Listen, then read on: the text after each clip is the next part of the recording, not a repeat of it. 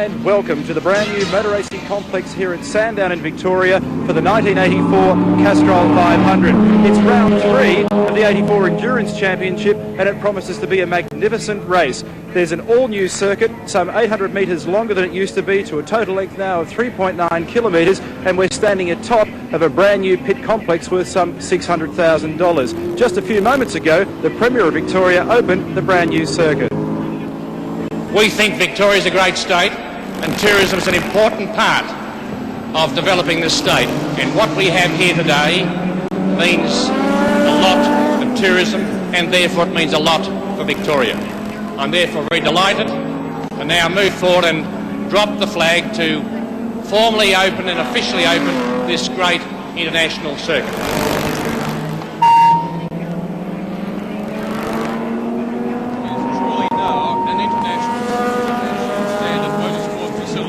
Sandown, and without any question Australia's finest.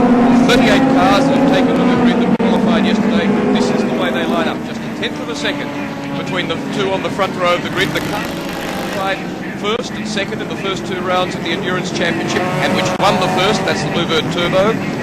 Johnson and French were second at Oran Park, and then Brock Perkins didn't run at Oran Park, but their second car did with Harvey and Parsons. And the second group of four, making, by the first six we actually have 5 different makes and models of motor car. Harrison Harrop was second at Oran Park, and then we see on the third group of cars, the 12, the flag down and they're away around 369 laps in the third round of the Endurance Championship, the Castrol 500, with Brock and Johnson swarming over the Bluebird Turbo, and Johnson should be first into the first corner. But what about Fury down the inside? Bumps all over the place. And is it Moffat that was off on the inside? No, it's the Jones-Cullen car. But on the inside of the track, one of the Mazdas took to the grass. And as Dick Johnson leads from Peter Brock, George Fury, then Alan Grice. And we still haven't seen, I think, Moffat in that leading group. JPS BMW behind Grice, by Jim Richards. But it's Dick Johnson, the most powerful car on the track, the big Ford Falcon, the Australian Touring Car Champion for 1984, heading Peter Brock. Johnson led this race only in first gear last year. When he went into second, the car died. Look for Moffat. There he is, a long way back. He did get sent off on the inside of that first corner. So he is ninth place indeed. As we see Jansen come down inside one of the Kmart cars, but the leader is Johnson. 5.7 litres, nearly 500 horsepower, more than 100 horsepower more than Peter Brock, but over 1,400 kilos for Johnson's car, 1220 for Brock. Fury, fastest qualifier, third. Then it's Grice, second fastest. Then the Richards BMW, then Harvey Parsons, then the Jansen Rogers car, Rogers driving. And even now, on full fuel loads, they're getting their front wheels up through these new S's, very tight, and already starting to put massive strain on their transmissions. More so ever than at any other Sandown meeting. Down the main straight for the first time, in fact, in front of the packed grandstand. The Ford fans waving their flags in the grandstand. Why not? Their hero has a 1.3 second lead. There's Moffat, back outside Gary Rogers, in front of him now. And Grice goes through into third. Let's have a look again at the first corner on the first lap. When we come to the next camera, there's Moffat. And look, gee, Kmart car all over the top of him. You'll see Moffat now come off into the grass.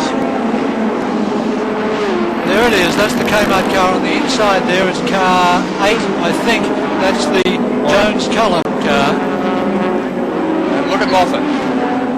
Here it Catches it beautifully, the tail about to spin him right round, and on the outside of the track another car going wild. And no, that is in fact the Jones-Cullen car, which has gone right over to the other side of the track, been propelled over there by Moffat, and a phenomenal avoidance by John Harvey on Moffat as well. So we come back to the race, and it's Dick Johnson leading. Question mark therefore on both those cars as to whether they're healthy. Peter Brock still in second position, George Fury in third, Alan Grice in fourth, Dick Jim Richards in fifth, and John Harvey in sixth. Brock takes 2 tenths of a second from Johnson. There's Moffat in seventh position.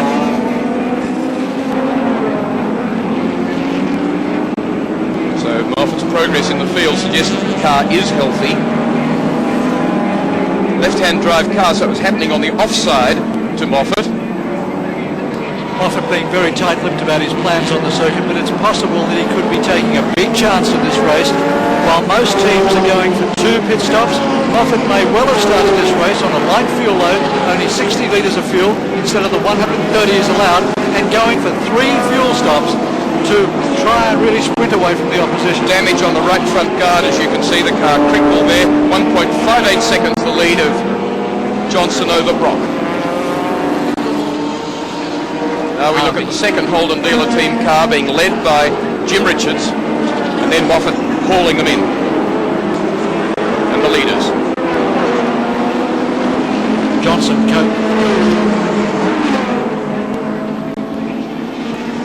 With the cars now on lap 8, 7 completed, this is the situation. Altered fairly dramatically. Grice is pressing Brock very hard for second place.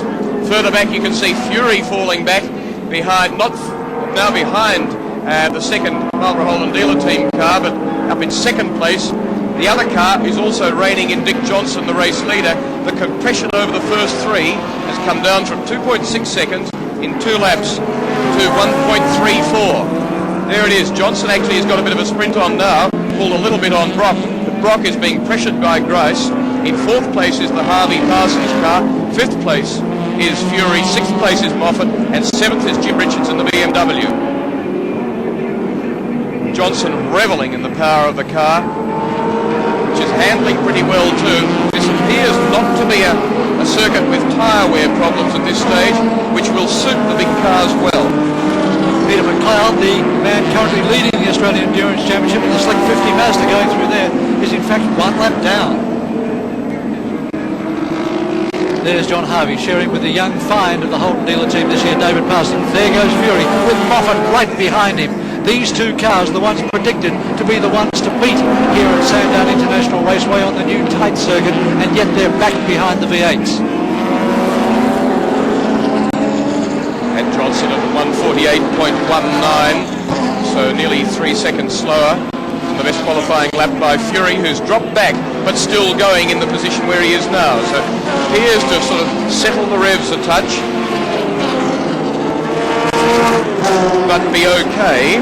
Then we see Harvey and Parsons beautifully placed in 4th, Fury dropping back to 5th, Moffat 6th, and not making great impression on him. This is rather telling to see how easy it is for a car without the grunt of the big cars out of a corner, how well he can get by, and that's Moffat's problem. Bluebird, on the other hand, with, if anything, a turbo lag problem. Interesting to compare them with the big 5-litre V8 in front. Everybody very tentative about transmissions for this race, and so trying to take corners a gear higher if possible. Looking for places where they can get out of second gear and flow through in third.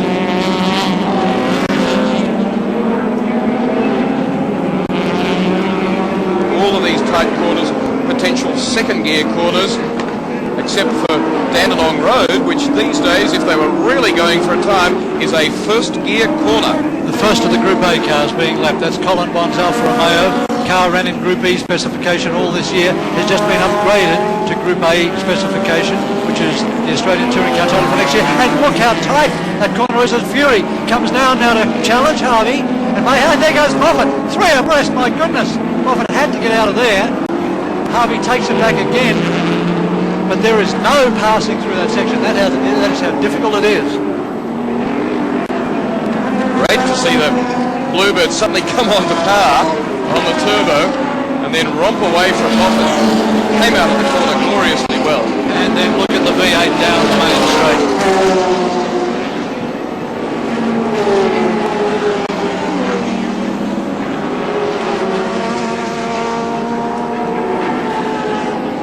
This corner at the end of the main straight, far tighter than it was on the old circuit. It becomes a very hard left-hander.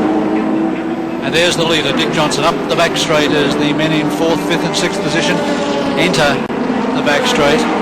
1.98 seconds his lead now over Brock, who is 1.32 seconds ahead. You look at the 1.98, 1.32 to Grace. And Grace in a brand new Holden VK Commodore. Back to lapped vehicles. That started on lap 5. And here comes Harvey. That's Peter McLeod in the Slick 50 car. Had trouble all weekend and just hasn't got the vehicle going. Cracked a manifold, had a hairline crack in it, just couldn't get the vehicle to go. And he's obviously in trouble. And there's Moffat still back behind Fury with Harvey in front of him again. McLeod knows he's done and gets out of the way. This is an enormous test right now for the new Sandown track to see how well cars coming through can lap slower cars, because this is an awfully tight section of circuit. It's this section that could be a first gear corner if they were really flying for a time.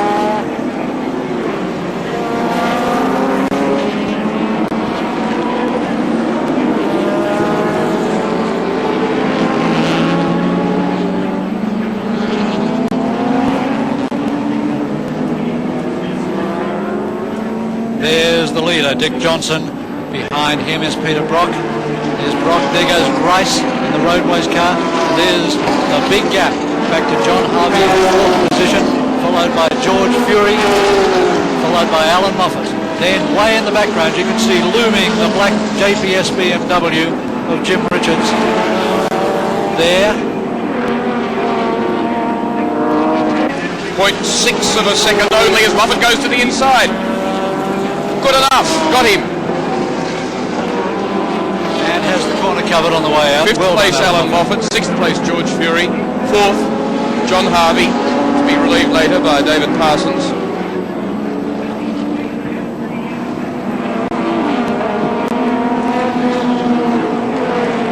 Laps completed on their 13th. 129 laps, 500 kilometres, the race distance. Moffat attempting through motorcraft there to make the track just marginally shorter, taking every advantage he can. Fury faster up the back straight, substantially faster up the back straight than Moffat.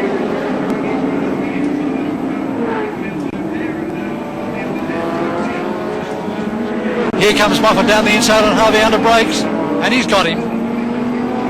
It slows him right down, giving George Fury the opportunity to come up and give him the gypsy tap. Woof.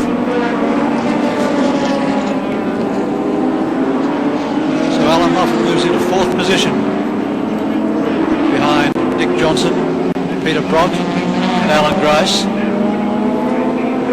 There's the leader. Dick Johnson passes cars up the back straight. In fact, goes through the Jansen car with a map of Tasmania upon its door. Aha! Gary Scott and George Fury into the pits on lap 33. That's early, and it is not in a rush. We got a problem. Howard Marsden down with the car. What a shame. From 5th place, we go back to Dick Johnson. Normally aspirated, gigantically big bores and stroke in the 5.7 litre Falcon. Gary Rogers through there, doing the first stint in Jansen's car.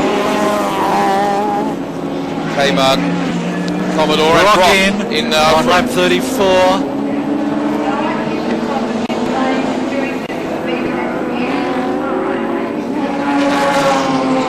Larry Perkins will go into the car.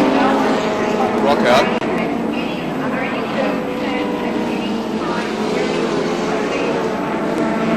Second churn of fuel going in. 4 tyres going on the motor car. I wonder if they're sticking with Yokohama's. Fueling finished. Brock out of the motor car. And go.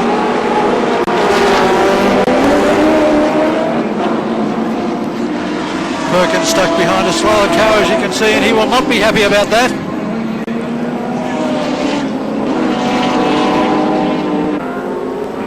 One of the Geminis wisely corrects his spin and gets out of the way as we look at Dick Johnson in the pits.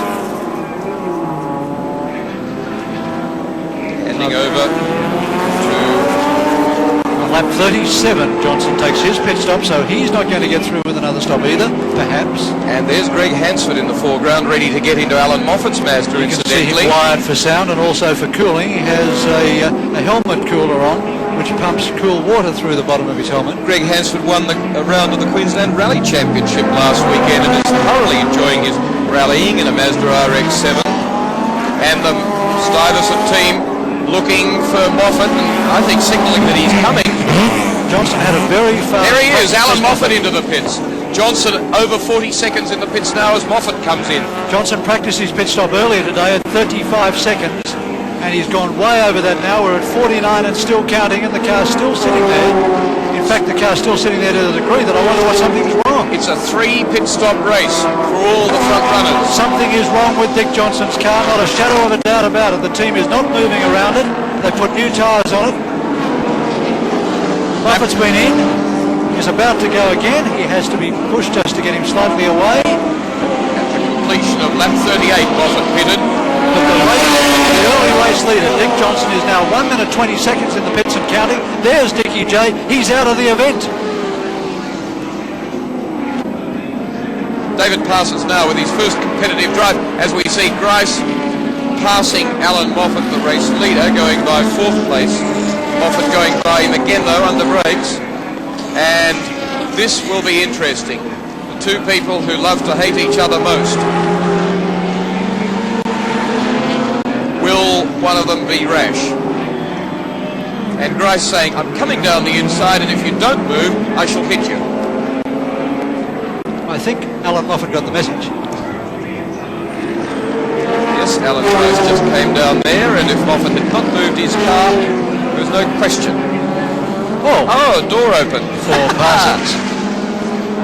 So, David, I don't care if you don't like it, you've got to drive it. It's not working. Do we have a problem for David Parsons, and will we see him pull into the pits at the end of this race, at the end of this lap? Because it appears that he can't get the door closed. Grice Moffat breaking up in that argument as Grice, is he prepared to go to the pits? No, continues on.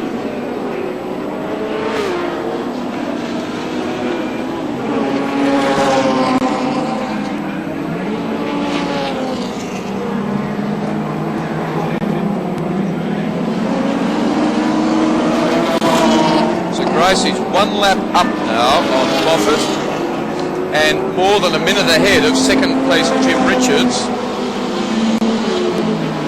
3rd place is 05, Larry Perkins in Peter Brock's car. 4th place down a lap Moffat. 5th place Parsons. 6th place car number 8, which is the Warren Cullen Alan Jones car after its pit stop. 7th Gary Rogers yet to stop for Peter Jansen. And 8th place Murray Carter John Koss.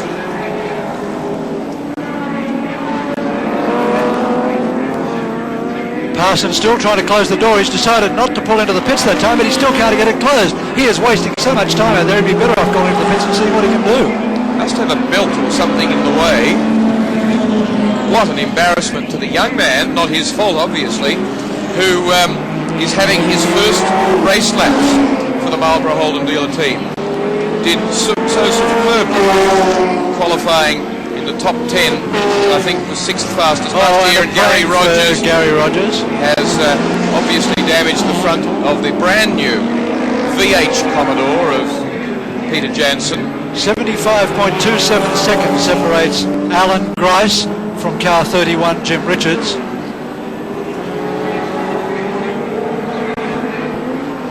And then there's a further 13 seconds back to Larry Perkins in 3rd position.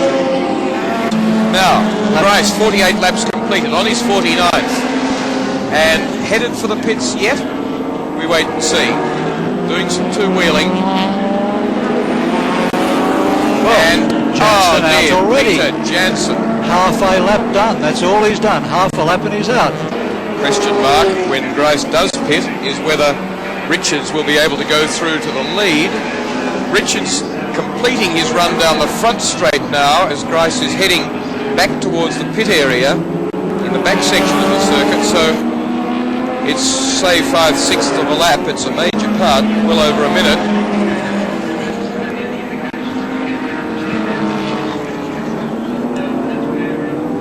Bryce pits. Here comes Bryce. He's in. Lap 49.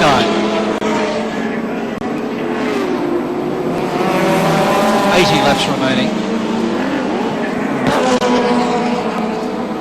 Set up for the stop and the watches start to go. Teams painting their own sections on the track. You see where they had the paint mark for the airlift jacks and the mark at the front where the car was to stop. 12 seconds. New one on. 15. 20.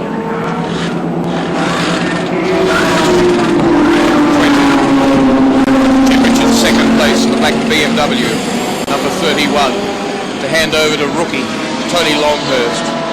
Never raced in a car as powerful. Well, he has. The Camaro, let's say, capable of lapping as fast. Started, he's gone in 35.86 seconds. That's good going. And will hold his lead. The race situation at the moment is rather interesting. Larry Perkins is losing ground, not only to Steve Harrington, going out to 20.5 seconds in arrears from holding at the low 18 mark, but he is now behind David Parsons, who's gone in front of him and moving away. The new team recruit, Alan Moffat, has pulled down from 34.6 to 32.5 to 30.58, and he is, of course, in third place. Jim Richards is going out substantially from 25 now to 31.7 seconds in arrears in fourth place, and fifth place, Alan Jones, is 25 seconds behind the BMW in fourth. The leader of the Group A category at the moment is car 77, the Peter Williamson car, being co-driven by Charlie O'Brien. One of the things that one of the difficulties the team ran into earlier today was that Charlie O'Brien's driving shoes were impounded by the scrutineers because they had a hole in the sole. And it appeared that the only way O'Brien was going to get into this car, and he's in it at the moment, was by borrowing Peter Williamson's driving shoes. Let's see if he did. Alan Moffat in the pits for the second stop. We'll go back to Peter Williamson in a moment. This time Moffat is definitely out of the car and Greg Hansford goes into it. The water-cooled helmet piping, hanging down the back of the 43-year-old driver. Ready mechanically on the left side of the car, ready at the back with fuel. Driver not ready. Hansford tall, long-legged. And they're away. And Alan Moffat, more than 30 seconds. Exhausted. In third position in the Castrol 500, Jim Richards is in trouble on lap 74. He is limping to the pits. He has just been passed, lapped in fact, by Larry Perkins in second place. Which means that Parsons will come by and unlap himself on him, but Richards going to be very lucky to get to his pits. It's a little bit uphill here, and can he make it? Yes, okay, there's no problem, but obviously major problems. The black-shirted JPS team standing there waiting for the car to arrive. Word from the driver before they go for the tyre change, and they'll do it anyway as Frank Gardner comes around to get the bad news from Jump. Well, just as David Parsons didn't get into car number 25 in his, what was to be his debut race at Oran Park, so Tony Longhurst, the recruit to the team from Group E series production type racing, may well not get a drive here at Sandown in his debut race drive. Jim Richards, what was the problem? Well, I'm not sure, but it's something to do with the drive line. It's just broken a tooth off something. It just won't, it'll drive, but it'll make a lot of noise. It appears to be one of many cars having transmission problems at the moment. Is it hard on the cars out there? Well, we were driving at a pace that wasn't that hard on the car, but unfortunately it must have been a little bit too fast. Shame for Tony. Yes, it was. Good luck for Bathurst. Thank you. Alan Jones, the 1980 World Champion, car 8, the Kmart car for Warren Cullen in third position. And Jones is giving this car everything he can and still keeping it intact. That's the mark of a champion. Just look how he's using his hands on the wheel. Here it comes. Car 05 in second position. This will put Jones into, perhaps put Jones into second place. And Perkins in at high speed down the main straight. Colin Bond's got himself moving. Well done. A little bit of fuel to be used to get himself back to the pits. As in the pits, car 05 takes its pit stop. 4 tyres going on. The critical thing about this pit stop is that they've done 48 laps since the last one, and in fact 48 would get them to race end 130 laps from here, so this should be their last stop. So on the basis that they had plenty of fuel left in the first stop, they and Harrington on a 2-stop basis for the race. And while we cut, and there's the door problem for David Parsons. He's in trouble and he's having to hold the door open, so it'll be an early stop for David Parsons. Meantime, I'm prepared to bet that Peter Brock has just got under 30 seconds for that last stop. Brock into the car, Perkins out. I put my watch on as they came to a halt, and it was 29.93 seconds until Brock's wheels rolled again. Like a Sydney taxi. We haven't seen this since Murray Carter went down through the S's at Bathurst in a Falcon, with the door flopping open, the rear door and right-hand corners closing and left-hand. There's no way Parsons can continue with that door doing that. And from the lesson we've learned from Peter Brock, he can afford to pit now, as he does not do, but he's going to let the pits know that he's got the problem. There we go, fellas. How he must be cursing. But now he can afford to hand over to John Harvey again and get to the finish. That is assuming that his carburation setup is the same as that on Brock's car. Here comes Jones. Driven too fast and had a couple of bad crashes as Jones pulls in now. For Cullen.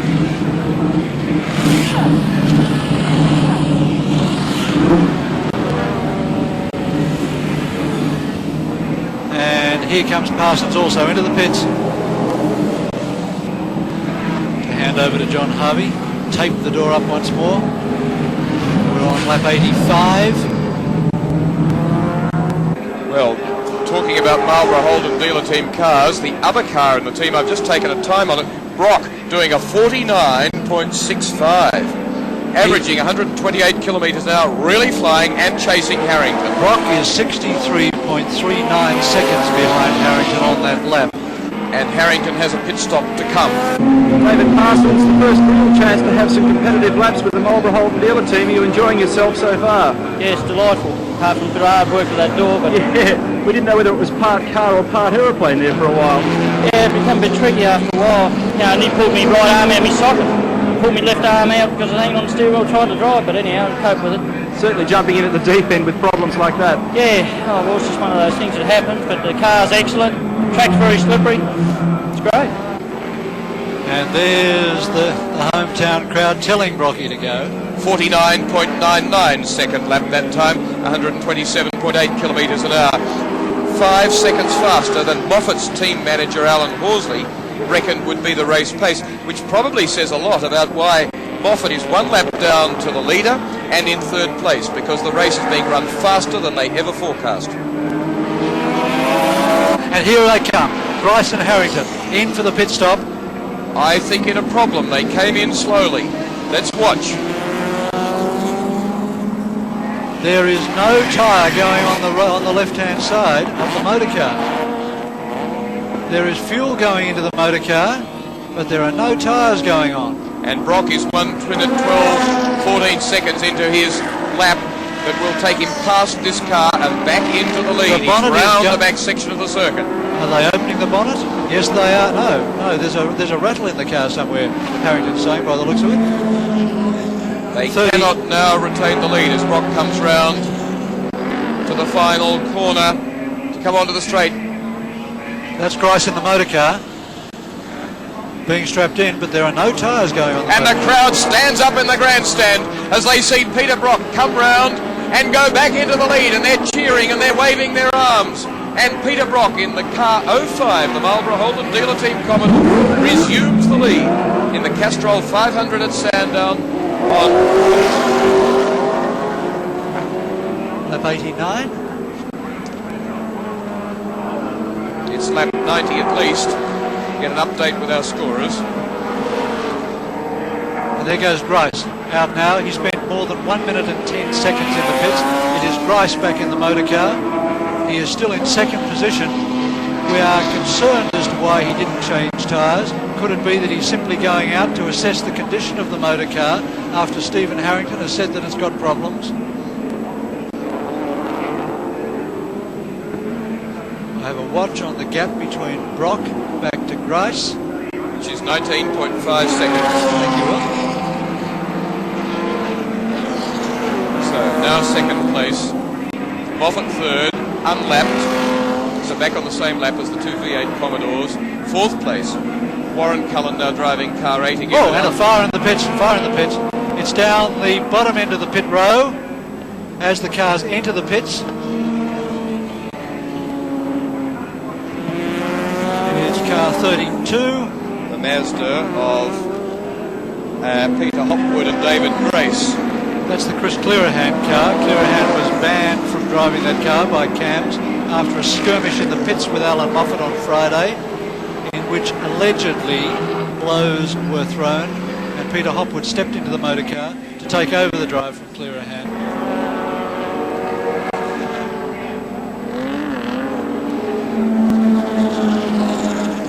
Grice in second position. Peter Brock goes down the main straight, and the gap between Grice and Brock has opened substantially from the 19 seconds that Will had him on earlier.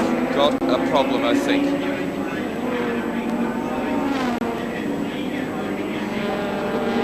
Steve Harrington, your car into the pits quite quickly, and we noticed that no tyres were put on board. That's right, Neil.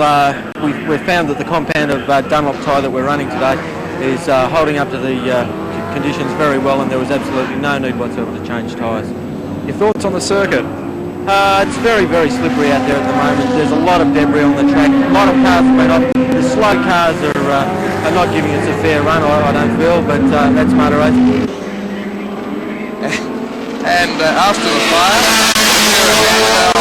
Peter Hopwood, David Grace, Mazda, back out onto the circuit again. And here comes the man with whom they fell into some difficulty on Friday. Meantime, the gap between first and second has come out to 24.37 seconds. So can Grace now catch Brock? And it would seem not. But stopwatches will give us a better indication. 92 completed, 93 coming up, 36 remaining. They've been racing for 2 hours, 52 minutes. Coming up to 53.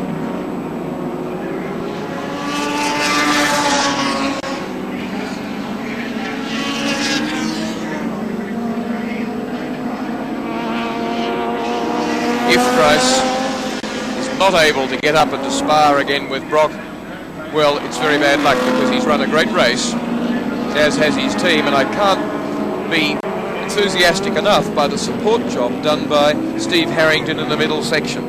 I think he did an absolutely grand job there, matching everybody who was likely to catch him.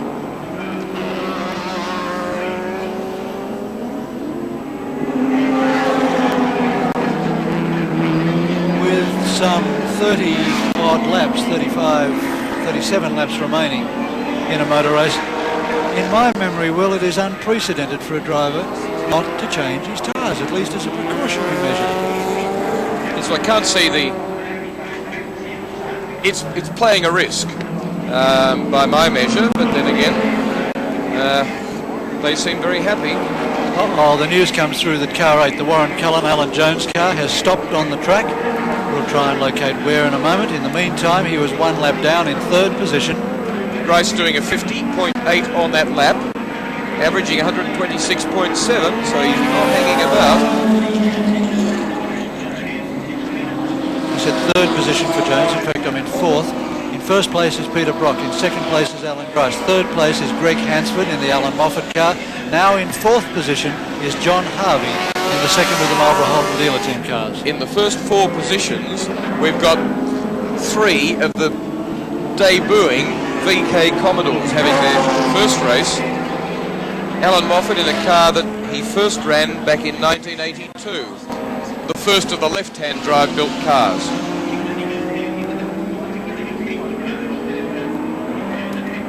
65, one of the 3-litre Capris. This one, John Craft and Les Gross running second.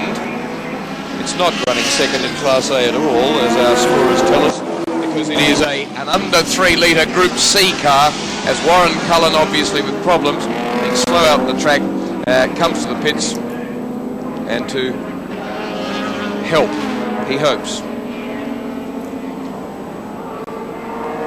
This occurring on lap 93.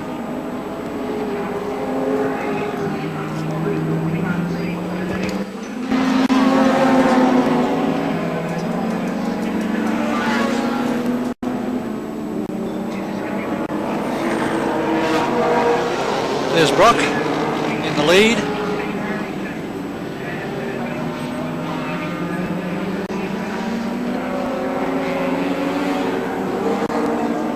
Oh, look at Brock working hard. He is chasing times.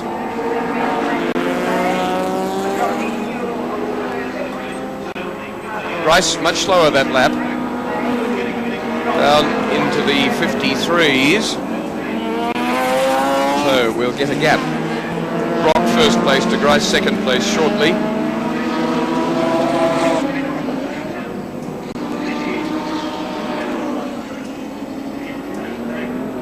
Now, what will be really worrying Brock is they've planned it all correctly strategically. Will the car hang together, or will the transmission problem that's afflicted quite a number of the other cars strike theirs as well? Peter Brock on the track. His arch rival in the pits, Alan Moffat, and Neil Crompton is with him now. Alan Moffat back in the pits and a chance now to cool down after some very hard work. Well, yes, Greg's in the car now and he'll take it through to the finish. That was our plan. I was a bit disappointed about the opening lap. I think it's necessary to knock you off the track on the opening lap. I don't think that was necessary. But that's life. I survived and I'm very happy. I drove the car as hard as I could. A bit disappointing to see the whole, but we wouldn't have expected anything better here with all the stop-start corners. We can keep our load master running. I think it'll be a different story at that. Hansford in car 43 in third place has been lapping in the 51, late 51s, and looking very good with it. As Brock does a similar lap time actually on that occasion, so Hansford lapping pretty much I think as quickly as at this stage as Grice in second place and Brock in first. They won of course the second round of this year's 6-round endurance championship at Oran Park on the 19th of August and did it very nicely indeed, but looks now fairly unlikely 26 laps remaining for them to be able to repeat the dose. You might remember the point score we put up earlier. Peter McLeod leading the series. 31 points from a third and a seventh place from Gary Scott 25.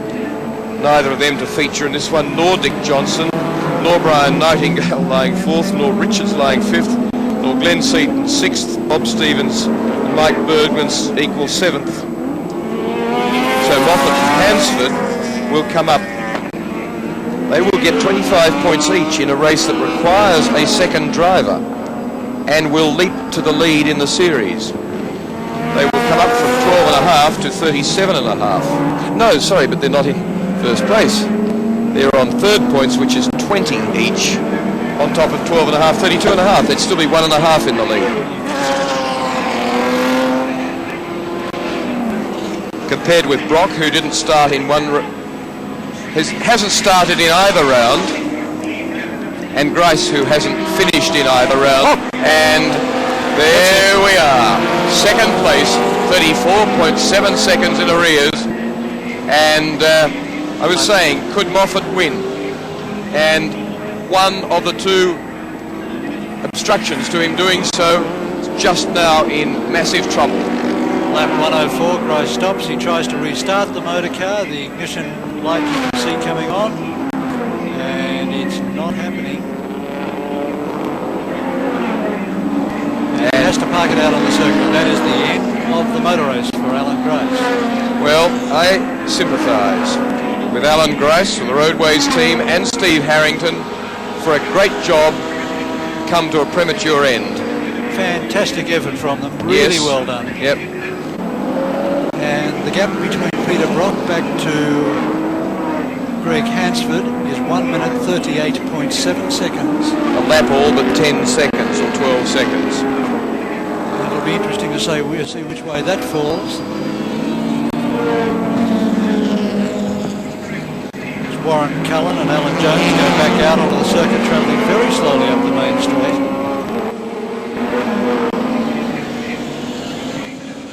There they are. It's Cullen in the car.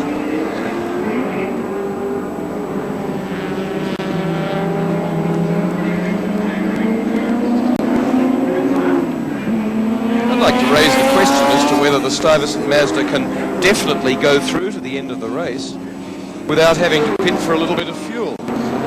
It was lap 37 that Hansford went into the car, which is 82 laps.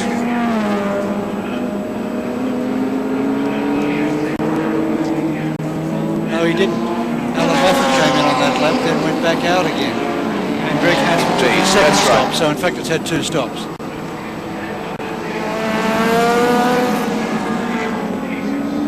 Seemed too long for Greg Hansford. I'd forgotten his second stop.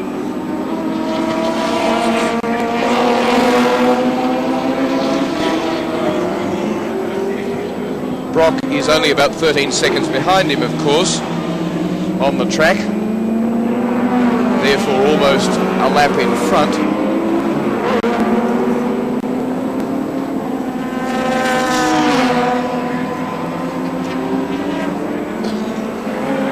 And the gap between the most easily detected by timing it from the second place car back to first, and that gap is 9.3 seconds, so Brock appears to be hauling him in. Interestingly, with Cullen rejoined, he rejoins in 9th position, even though he's lost some 16 laps. He's still in 9th place behind Peter Brock. The Australian Endurance Championship last year, equal number of points as manufacturers to Holden and Mazda 131, from Ford on 84, BMW on 67, Nissan 50, Audi 21, Chevrolet and Alfa Romeo equal on 11, each 7th outright. And the championship as a driver, won by Peter McLeod, the Mazda RX-7 from Jim Richards, 5 points ahead, 72 to 67. George Fury, Alan Moffat, Alan Grice, Greg Hansford, and problems for Warren Cullen in 9th place, 9 laps behind. Just to finish that, it was Hansford, Finnegan, Perkins, Brock 8th equal, 36.5 points. This year, incidentally, after 2 rounds of the Manufacturers' Championship, Mazda leads the championship on 45 points from General Motors, Holden on 33, Ford on 32, Nissan 25, and BMW on 20. 39 kilometres, therefore, remaining in this Castrol 500 kilometre race. In the Australian Endurance Championship, 3 weeks' time, Bathurst is the 4th round. 4th of November, Surfers Paradise is the 5th round, and the 25th of November, Adelaide Raceway, the final round. Incidentally, if they finish in the order they are now in, Mazda will still hold the lead on 68 points from Holden on 58. As Cullen comes into the pits. Doesn't look to me like a second gear problem from the speed he's coming, but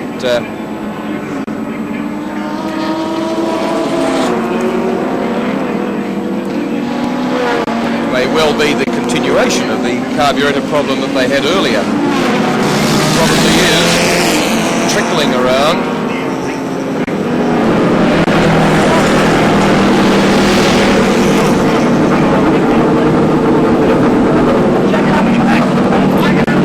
No, it's not carburetor, it's back end. And for Mick Webb, this also has become a development exercise as they now try to find out what's the wrong at the back end of the motor car. Alan Grice, just when things were looking good, the whole plan unfolds the wrong way. Yeah. Yeah, first of all, a silly seatbelt. We just couldn't get done up. You'll never see that seatbelt again. And then we broke second gear. We were trying to nurse the gearbox. We thought it would be the Achilles heel of this type of motor car around here, and we obviously didn't nurse it enough. It's broken second gear, and I say there's no other gear, so it's probably the constant velocity at the centre of the gearbox. Also, looking at your left hand here, Alan, it's showing a few blisters. It's a fairly difficult physical task out there. It is. Have a look. Yeah, it's a bit blistered. Got another event to go yet too, but never mind. But that's part of the course. Well, hopefully you can learn from this and things will be better at Bathurst. Yeah, it was a great hit out for a brand new motor car, and it certainly got the pace. And gearboxes aren't a problem at Bathurst, so you know I think we're looking good. Alan Grice was in second gear 5 times on every lap, and it wasn't just a case of using second gear to work up to something else. It was second gear on, second gear off, then on again, really powering that gearbox in second cog, and really it had to brake. And will I stand to be corrected, but with the exception of the Bernie Stack car from South Australia, the only 2 Holden Commodores left running in the race are the 2 Marlborough Holden dealer team Commodores in first and third position. There are 4 Fords remaining, but only one of those is a Ford Falcon. The rest are an assortment of Escorts and Capris. There's 1 Alfa, 1 Isuzu, 4 Mazdas and 1 Toyota. And this man romping away from them now, 1 lap, 33.97 seconds in front of second placed Greg Hansford in the Stuyvesant Mazda number 43, and it 34 seconds in front of third placed David Parsons and John Harvey, who appear to be making ground on Hansford in second. There's the sole remaining Ford Falcon behind Alan Moffat. That of Alf Grant and Craig Harris, the Queensland Edward Falcon XD, which is the ex-Dick Johnston car, and doesn't he wish he still owned it today? There goes car 74, leading Class B as we believe. That's the Dean Lindstrom Mazda RX-7 in the under 3 litre class.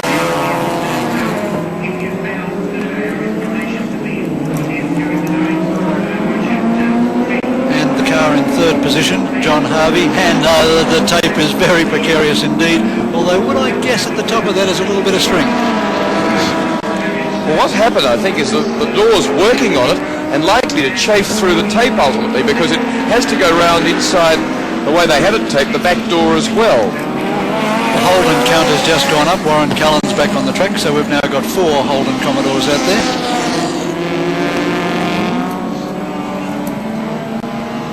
Frank Gardner very worried, I think, as he prepared for this race, which has always been seen as a warm-up for drivers, crews, and so on for Bathurst. Now, not only is it not a warm-up for Bathurst, but it is much longer and harder on the cars. And he said, we're really faced with a total rebuild for the cars in 3 weeks' time, really only 2 weeks before they start to head to Bathurst. Must be in absolutely top fettle. 39 seconds in front of the car we were just looking at is this one, piloted at the moment by Greg Hansford.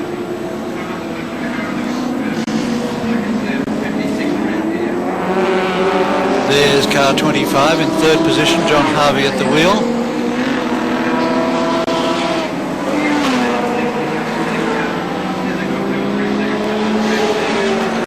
And in front, we caught a glimpse of the Murray Carter John Goss Mazda RX-7 in fourth position, 3 laps down on Peter Brock, 2 laps down on Harvey.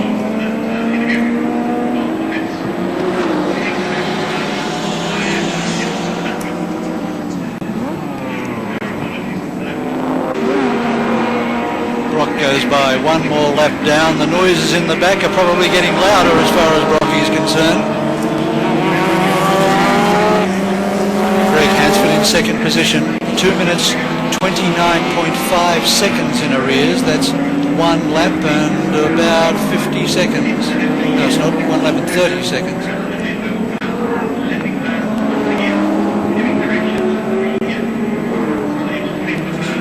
Jack actually going to work out to be the average of those. 1 lap forward, 40. You can see the mathematical section of Smale's brain turning over there.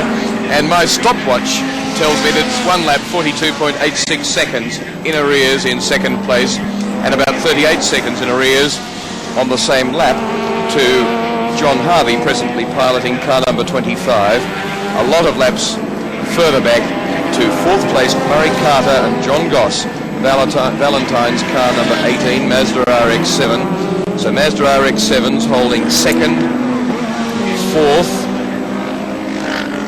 Commodores holding first and third. In fifth place, another Commodore, 20, Jim Keogh, Terry Shield. In fact, it's Bernie Stack.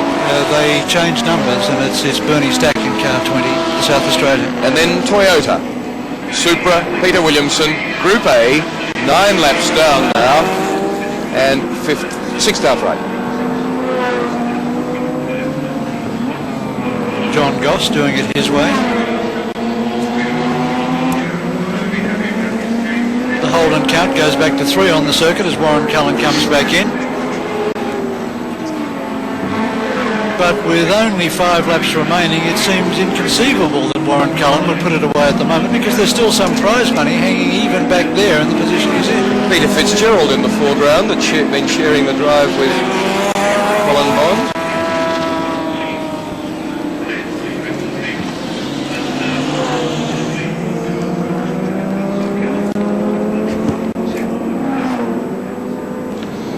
Round the back of the circuit, Castrol corner, the old Peters corner and Arco corner. Up the kink in the back straight now to where they used to flow over the top, sometimes in top gear, sometimes back to third, bit of a dab of the brakes. It's hard braking at about 200 metres out. And then into this tight, slightly descending 270-degree switchback. Then to this one, which John Harvey likens to a right-hand version of the hairpin at Symonds Plains in Tasmania. Then this very tight infield circuit, which is most of the spot where they pick up the extra 800 metres needed to bring this up to Grand Prix length. Sandown track. And then onto the straight, where previously they used to hike under the Dunlop Bridge at about 180 clicks, flat biscuit in top gear, a very adventurous corner. They come out now punching hard in second at about 80 kilometres an hour. So they come onto the front straight 100 kilometres an hour slower than was the case with the old circuit. $11,000 is the prize money Peter Brock will pick up for first place in the Castrol 500, and that'll make the Mules, as his pit crew are called, very happy tonight because they're on a bonus. There was $54,000 up for grabs, a quite substantial prize bag for Sandown. 126 completed. On to 127, 3 remain. Peter Brock absolutely demolishing the field, out surviving the big cars, out driving the smaller ones, backed up beautifully by Larry Perkins, who so nearly made a career in international Formula One. And that's for Brock, and they'd much rather see him come in and give himself a safety buffer. He could almost keep 1 lap and do it. And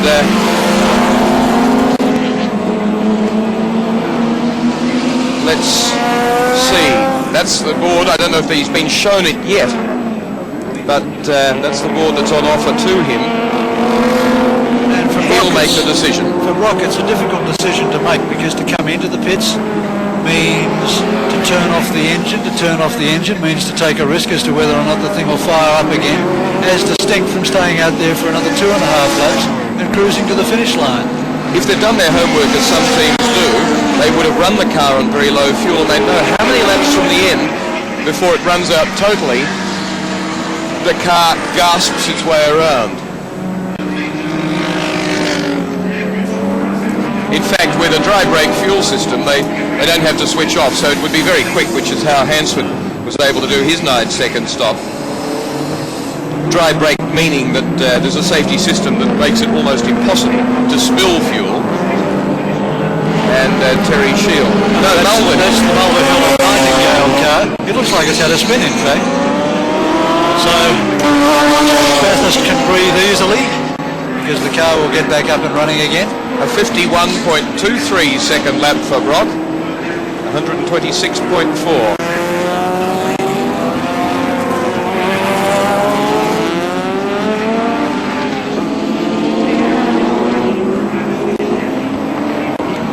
On his 128th lap, his last but one. Now the time when the driver can imagine all sorts of horrors and sounds coming through to him. But what a fantastic drive Peter Brock has stitched together today in a car beautifully built by the Holden dealer team. They ultimately will move to his HDT Special Vehicles workshop where they make the road cars for the public. But at the moment they're in their old separate premises.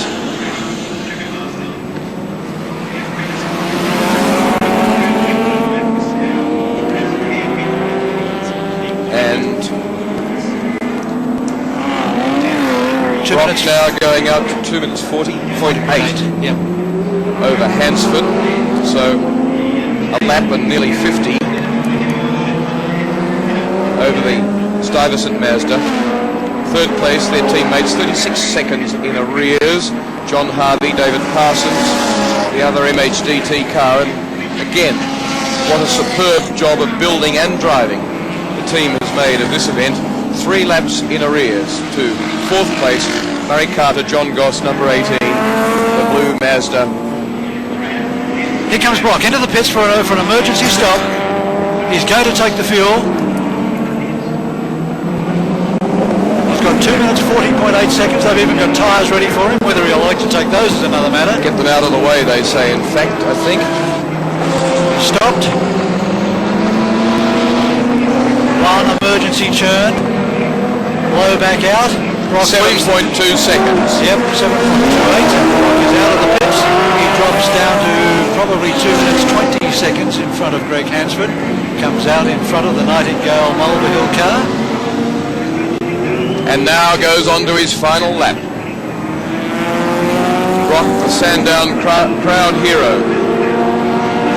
It's been a great debut for the VK Commodore and the Castrol 500 today, and it's been a great debut also for the new Sandown International Motor Racing Circuit.